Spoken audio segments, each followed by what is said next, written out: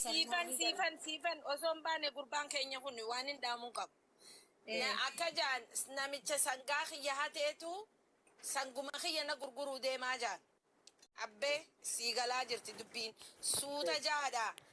Al'aayinitti yoo dhooytanii nama kaleessa akkana dheengaddamoo guyyaa akkana du'e jaamee shakkamee jira jettanii lokeeshina eeriyaa isinii kanname kana poolisii isteeshina reefka otopsii godhutti yoo bilbiltan isinuu Kono bilbilee bifa qojii barreessanii Abu Rashid. Neegaa bakka shimaan of neegaa asirratti jedhee Oromoon adara keessan asirratti neegaa. Namni waa teessii wajji barbaade rakkoo beekadha. Bari ansiifan barbaada asirratti deemaa jiru kana ammoo maal argee hin beekulleedha garuu aduun anaaf komishiidha. Carraanaa kennaa maaf jettere. Carraanaa kennaa jedhaa turte. Carraanaa kennaa jennee baraan jechuun salaamu alaikum isiniin jedha jennaan muutii godhaa hayyuu gad darbaa yaada jedhuun arge. Kanaafin carraanaa kennaa jedhe ani badii waan hin qabneef jechuudha. Anaaf argeen. Wayyee. Maal jettu? Sagaleen kiyya nagaama yeroo takka dabaree naalaadha. Sagaleen tammeetti waan hunda beeksisine tammee waan takka hin beeku duudaadha. Maa buustan bodeetar maa buustan ayyuu sina buusu abdaariin guumaa. Ayyuu deebisaati ogashaa dhaggeeffadha warri azala jirtan hundi keessanuu gurra keessaan qaraatii na dhaggeeffadha obboleettii gudditti haasofsiisee dhufe ammaa sirraa gadi bu'ee jechuudha. Hangafa ishiidha irratti dhalatte micayyoon duute tuni ishiirra dhalatte. Obboleettiin amma gara warra adaadaa deemaa jirti. Adaadaa ijoollee wasiillanoota bira deemaa jirti jechuudha. Sini himaa geeffadha. Waan obboleettiin jettee sini hima. Obboleettiin akka jette siifu sagaleen kiyya nagaama. Dubbii kana mee gadi fudhadhaatu gadi bu'aati. Gamanaayis gamasiis nama godhaatu gadi fudhaati.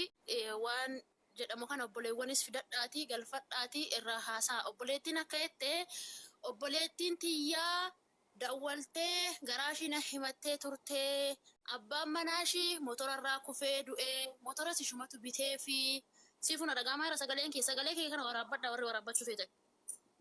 Ni dhagaama. Abuyyaa irratti muyitii naa qaba yeroo tokko. Obboleettiin motora irsichoon ishii motorarraa kufee du'ee motoras ishumaa bitee fi maallaqas ishumatu ergaa ture itti ergaa turtee gaafa irsichoon duusanii itti erganii suuraa isaa itti erganii abbaan manaa kee du'e janii itti erganii gaafuma sana bilbiltee ammaan booda anaa waliin agartanii anaaf sin waliin agarru.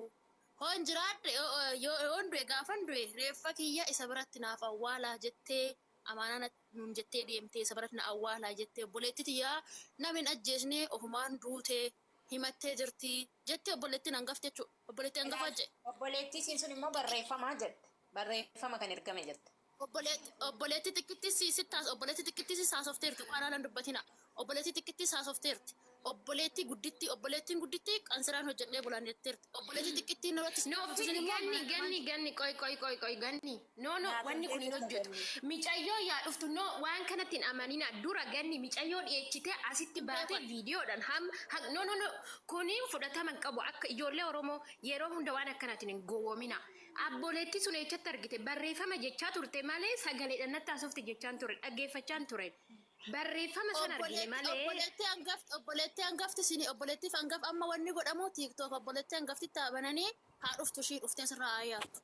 Nu abboleettirra dhimma hin qabnu reeffi micayyoo kana qoy abboleessa mee qoy nan dubbadha ani dubbanne qoy nan dubbadha abboleessa qoy. No ganni nan dubbadha qaata seene haga reeffi kun. Bahee intalti Oromootun waaga ishii marammaramtee haqni ishii bahutti waa'ee abboleettii nutti naasayina waa'ee minaamina nutti naasayina reeffi ishii poolisiidhaan naqee qabamee marammaramee ifa nu haa bahu akkatti dubbadhaa malee abboleettiin akkana jette maaltu fide waan akkana namatu du'e bar hantuuta du'e isinitti fakkaate waay hantuuta miti bar nama du'e barsiisee beeti bar kunu kale engadarraa kaasnee mataa nu dhukkubaa ture bar waan obboleettiin jette isinitti himaa jirra. Dhagaattu ganni kun haga ta'uu hin danda'u akkamitti haqa haasoftan siin gadi baatanii akkatti duute akkamitti jettan nama irreema nama du'een akkatti duute maa jettan argitanii marammarame argamee no tasgabbaa nama du'e bar reeffa namaati bar ilma oromootitu du'e bar intala oromootu du'e bar akkamitti akkatti boleetiin akkana jette tan gadi baatanii waay maal inni sareedha sin maal reeffa nama hantuuta sinitti fakkaata beeti dhaggeeffadhu. Abu Yaayaa Halkanii fi guyyaa asirra turte lammata akka wanni nuti waywaataa turre suni miita qabadha. Wanni nuti waywaatuu turre haqni karaa lameen irraa'uu haa bahuu jaama. Dhaggeeffadhu.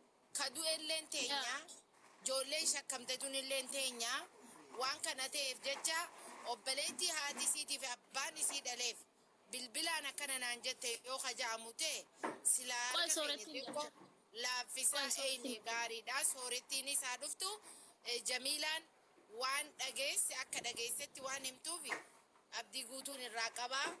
Akkamitti akkana ta'a jettanii morkaa biran kaa'inaa yoo obboleettiin jette maaliif waliin dubbatan malee namni akkanumatti naasawu. Kanaafuu gurbaan jaalallee isiiti ta'uu mala. Assalamu alaikum warahmatullahi wabarakatuhu. Waalaikum assalam. Neegi Jamil. Yoo inni rifatee jiraate akka inni rifaatuu san keessaa bahu nama jaalatan takka yoo namarraa ifajjeese namuu bazabazaa waan haasa'uuf abdii boqqojjii meebii akkasiis ta'uu malaa jechuu fedheeti galatoomaa. Abu Rashida, awwaata akkasii gaafadha biyya Kanaadaa keessa jirta.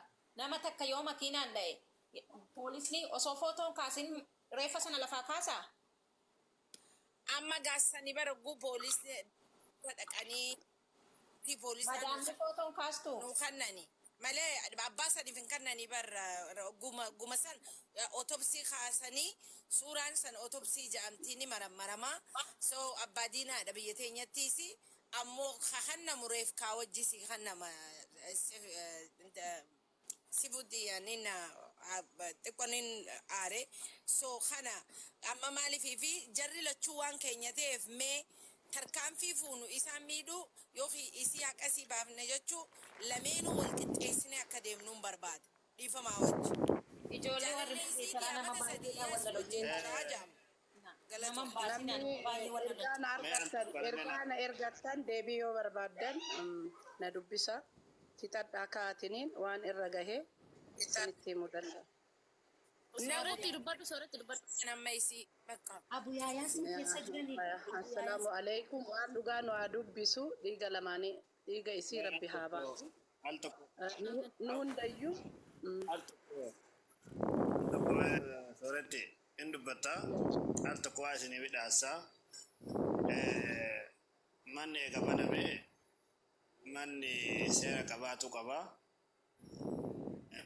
Namni waan dubbatu dabareedhaan dubbatu qaba. Namni kun muytii qabatee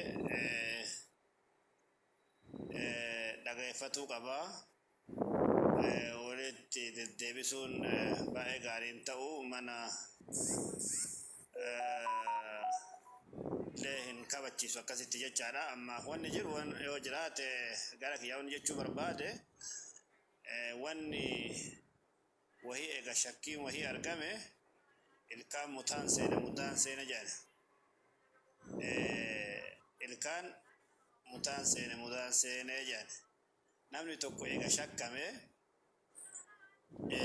odeeffannoo namni garanaa fiduulleen uumama jiru ta'e odeeffannoon dhufu sunis ka fidu sun qabatama fiduu qaba.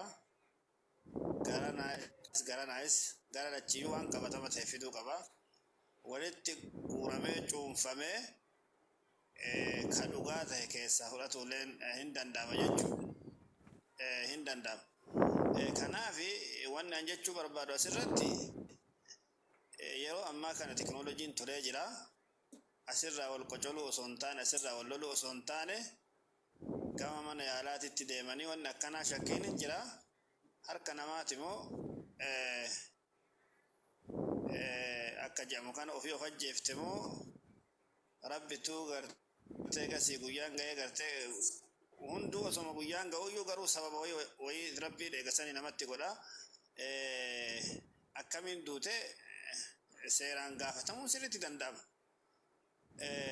Reeffi tokkollee osoo shakkiin jirullee fuudhanii gara biyyaa darbuulleen baay'ee gaariin ta'u waan ta'eef waan kanaaf namni godhamee Dubaayin keessa namni jajjabaan godhamee godhamee dhiiraa fi shamarrarraallee nama isin dhiyaatu irraallee addaan baafatuun hin danda'ama. Asirraa qaaqanii ashandaa godhatanii haasawa bichaa godhuun baay'ee gartee gas immoo waan fudhatama qabu natti fakkaatu. Namni amma reef hin dhaqa jedhe suni namni biraallee itti dabalamee dhaqee mana yaalaa jechuudha. Mana yaalaa dhaqanii wanni akkanaa dhugaa jiru ittuma himanii jechuudha. Doktoroota illee warra seeraallee itti himanii wanni akkanaa shakkiin akkanaa hin deemaa jira. Micayyoon namatu ajjeesellee jedhamaa hin jira. Wanni kun nama moo namaa miti addaan nu baasaa jedhanii akka gaafatan osoo nama gootanii akkasitti addaan baastanii gaariidha. Wanni amma waan odeeffannooti miti. Odeeffannoo guuruun amma taree jira. Odeeffannoo bira taree jira jechuudha. Odeeffannoo waan takka isin fayyadu burjaajii isin uumuu malee shakkii isin uumuu malee odeeffannoon garana dhufu fudhataman qabu amma booda. Fudhataman qabu obboleettiin akkas ta'ee, obboleessi akkas ta'ee, abbaan akkas ta'ee namni tokkoonuu bira hin jiru jechuudha. Hundi isaatu waan bira hin jirreef wanni amma shakkiin seene kun hawaasa Oromoo akkanatti dallanaa jiru kanaafillee wanti dhugaa ta'u mana seeraa dhaqanii mana yaalaa sanii adda baafatu wayyaa waan jedhamu qaba. Inshallah jazakumullahu khairan yaanni an qabu kanuma taani dhugaa isii rabbi haa baasu yoo rabbi illee itti dhufee kaduutu illee ta'e yoo harka namaatiin illee kaduutu ta'e dhugaa isii rabbi haa baasu waan kana osoo goone gara kanatti osoo deemne jedha. Wassalaamu alaikum warahmatullahi wabarakatuh. Carraa takka. Carraa fuudhee ati kamana egaa bante siifan carraa nama hundaayyuu ati dubbadhu jedhi kaa. Nama olii gadhiisa. Siifan yeroo takkanaa kan. Siifan yeroo takkanaa kan. Carraan kan koo xiqqoo dubbachuun barbaada. Amma kaleessa qorannoo hundumtu xumuramee ofii ishee of ajjeesse kan jedhu ragaa argannee jira jedhan ijoolleen sun yoo ageessaniitu ta'e. Kanarra immoo ijoolleen amma Dubaay chaarjaa jirraa hin deemne reenfa ishee bira deemnee adda isinii baasna jedhan sun akkuma ijoollee sanaa irra gahanii intalli kun of ajjeeste kan jedhu ragichas reenfichas nuu qabatanii nuyi amma dandeettii keenya birri'anis yoo ta'e karaa fe'eenu reenfa isheef ragaa ishee sana gara biyya ishee gashuu kana jechuun barbaada.